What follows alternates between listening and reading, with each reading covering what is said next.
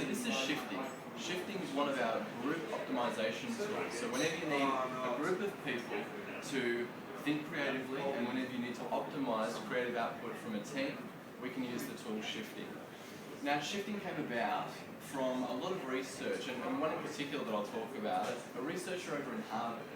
He was really interested in how to optimize creative output, and he was thinking about brainstorming.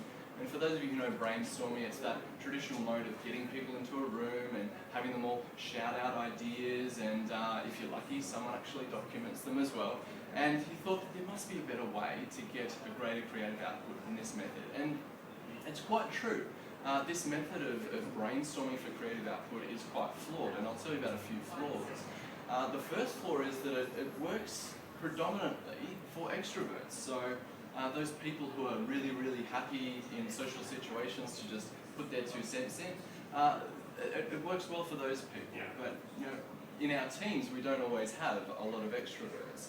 In fact, we tend to have people who might need to think and then speak. So there's another group of people, those people that are quite impulsive and just blurt things out at the drop of a hat.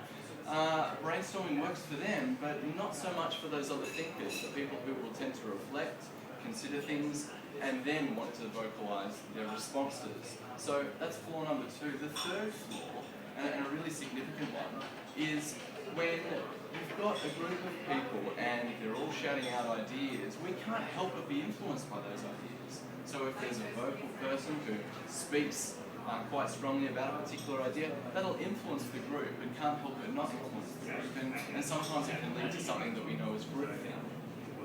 So this researcher at Harvard, he decided he'd do something different to some groups of people and run a bit of an experiment to find out if there are other ways that we can generate creative output. And so he had an experiment with 2 groups of people.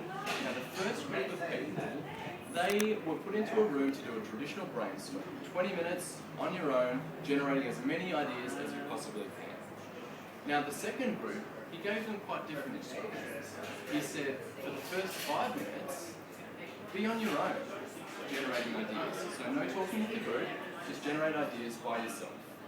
And for the second set of 5 minutes, within that 20-minute block, he got each individual to come back and merge as a group and discuss the ideas that they come up with and build on those ideas after the group and share.